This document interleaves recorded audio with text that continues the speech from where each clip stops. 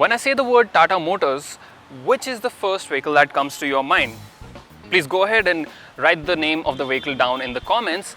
But my guess is that when you think of Tata Motors, the Tigor is not the first name that comes to your mind. You would think of the Harrier, the Altroz, the Safari, but maybe not Tigor. Despite being quite a decent product, the Tigor did not make as much of an impact as Tata would have liked. But maybe that is all set to change with this new Tigor EV. Despite the minimal amount of changes on the outside, there is actually a whole lot that Tata has done under the hood. It is now powered by Tata's Ziptron technology, which was also seen in the Nexon previously. And there are few interesting changes which will definitely make this vehicle a lot better than it was. So let's get inside and drive this vehicle to see if it can really make that impact which the previous Tigor EV could not.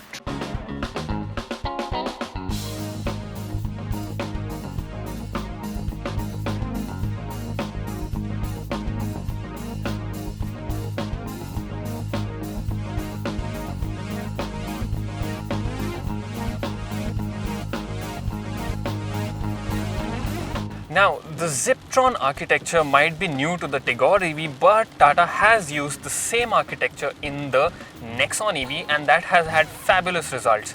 Even here, now you have a bigger battery pack. It's a 26 kilowatt hour lithium ion battery pack. There are two batteries.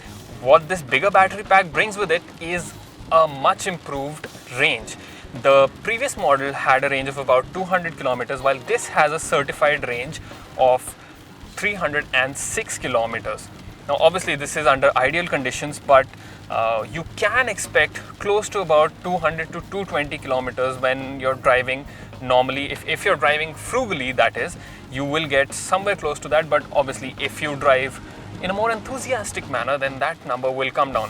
But having said that, this new figure is a major leap compared to the previous version, and a lot of people who might have had range anxiety considering EVs might not have that now, because this is quite a healthy range, and especially if you're driving in cities, that is not going to be a huge problem. And despite the increase in size and range of the battery, the charging times have actually gone down. If you use a 25 kilowatt DC fast charger, then this will go from 0 to 80% charge in 65 minutes roughly, and if you use a normal 15 amp socket that is found in our homes usually, then it will take about 8 hours 45 minutes to charge. Now these numbers Tata has tested at an ambient temperature of 25 degrees Celsius, and we know that in India that is not the temperature that you have generally, it's more higher. But I spoke to some people at the company, and they said that even if the temperature is higher, say 30 or 35 degrees, the charging time should not be drastically changed. It should go up by a few minutes only, and it would not change the overall charging time by that much. This heavy rain, I would say, is actually a blessing in disguise, because it's quite a great condition to test this new car, since it's an EV and it's raining, and a lot of people might have this doubt in their head that the car might not work that well in rains. In fact, it has been running fine. I've had no issues with the acceleration, the braking, anything. So that sort of shows that even if you are going through some rough weather conditions, this car is going to be reliable. In fact, the battery is IP67 certified, which means that it is dust and waterproof, and that we have sort of tested today, and it is a great result for this car and for EVs in general.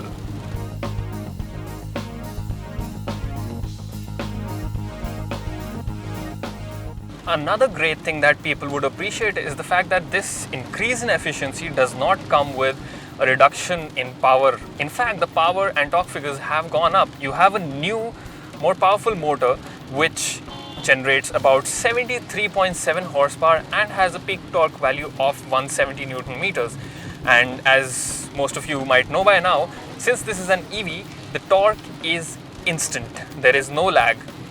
Plus, if you're driving an EV, you feel that the ride is a lot smoother because you don't have a combustion engine.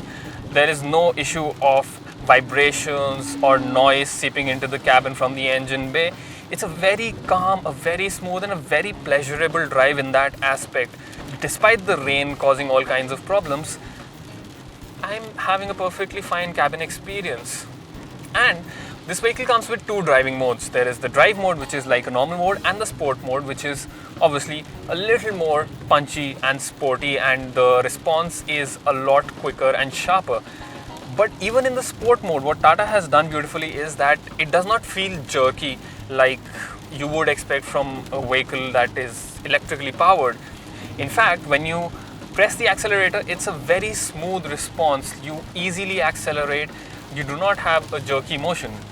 Now, the previous Tigor EV had a top speed of 80 kmph, which is not a lot for a car.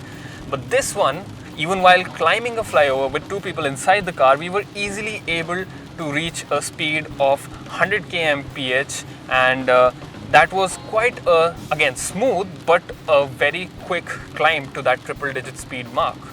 So needless to say, highway cruising on this will not be a problem at all. This car will feel at home on the highways as well, which is a big step up considering the previous model had a top speed of just 80 kilometers per hour. I did find the mode changing dial a bit odd to use.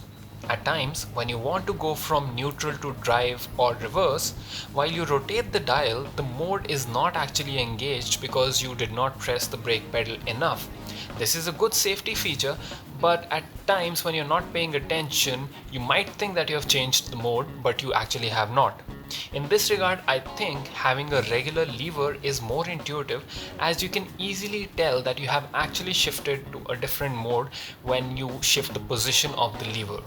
The suspension tuning is amazing because we went over few rough surfaces, a few speed breakers and potholes, and the in-cabin experience was really nice. It soaked up the bumps really well, and it was not like we were jumping or bouncing a lot either. When going around a bend, you do feel that there is a bit of body roll and the car is swerving on the outside a little bit, but I think the tires are doing a great job considering that the surface is completely wet, and the response from the steering is very nice as well. It feels slightly spongy, but I think it's still a quite good car. Maybe not the best enthusiast car, but it's not a completely dead steering wheel either.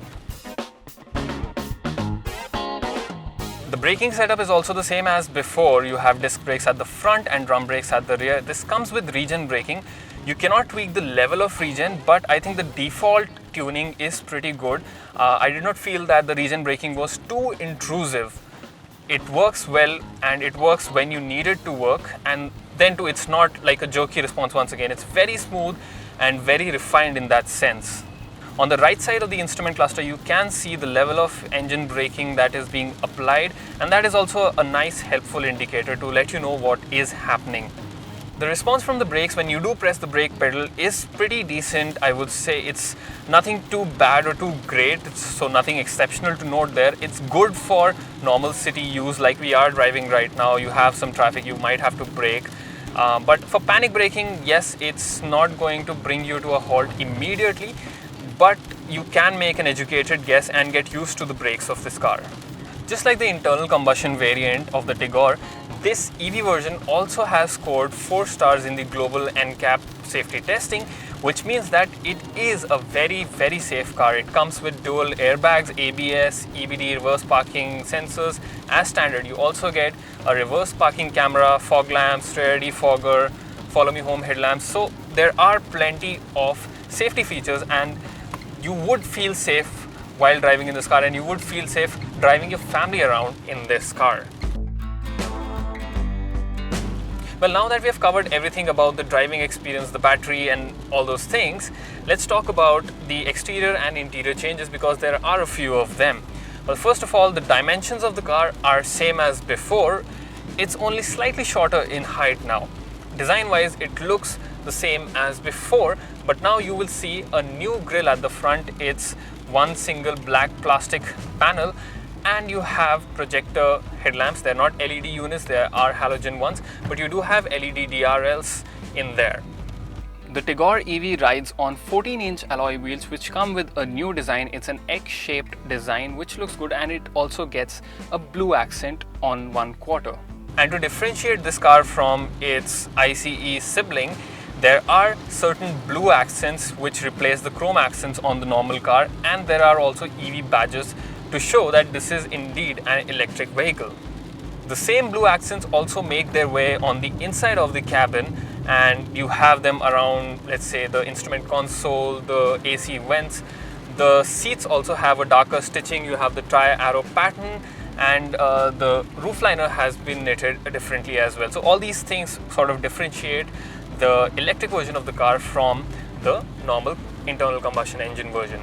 Apart from that, you have a completely digital instrument cluster which displays a lot of information. The blue accents really do help present the information in a legible manner. The 7-inch touchscreen infotainment system is also pretty good to use. It comes with Android Auto and Apple CarPlay connectivity, but in the top two trims you also get 35 connected car features. So you can do things like remote lock and lock, remotely start the AC, you can check the vehicle health status, you can locate the vehicle, you can geofence it. So all those things are available. You can also find charging stations along the route if you use the app.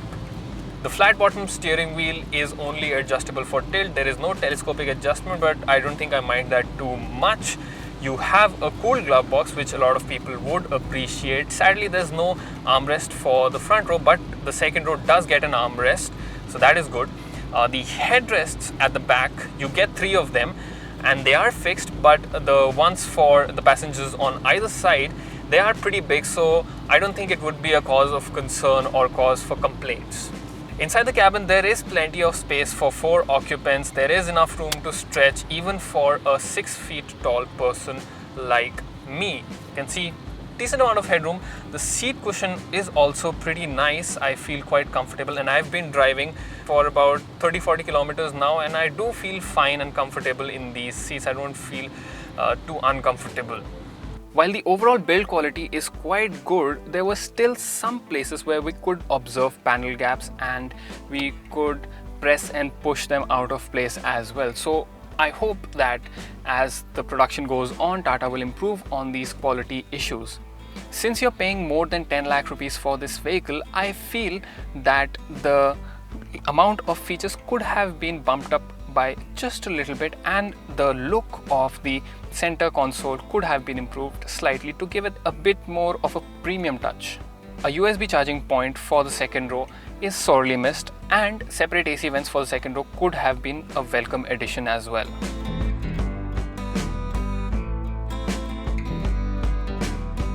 And now we have come back to the same point where we started from to answer the question that we asked at the start of this video. Can this new Tigor EV make that impact that Tata is hoping it to make?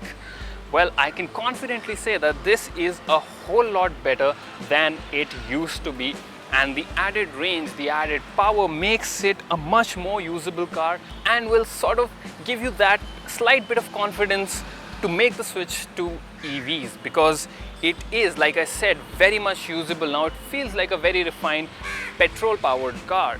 Coming to the price, well, there are a total of 4 variants that Tata is selling the Tigor EV in, and the base variant starts at 11.99 lakh rupees, while the top end one costs about 13.14 lakh rupees ex-showroom Delhi. Now these prices, if you compare it to a similarly spec'd internal combustion engine powered car, then yes, they are a bit pricier, but if you see in terms of EVs, well, this is actually an affordable option, and like I said, an affordable yet practical option for you to go for. I think if you go ahead, take a test drive of this vehicle, you will definitely be impressed by the leaps and bounds that Tata has made with this new version. And I would love to spend a whole lot more time with this vehicle to see how it feels to drive this on a daily basis. If you are interested in that concept as well, then make sure that you're subscribed to our YouTube channel and like this video if you liked the information that was provided here. As always, if you have any questions related to this vehicle or any other vehicle, make sure to put them in the comments down below. This is Akash signing off, hoping that you are masking up when you go out and that you follow the rules of the land when you are in your two-wheeler or four-wheeler. That's all for now. Bye-bye. While on the outside it might not look like a lot has changed, but there is a whole new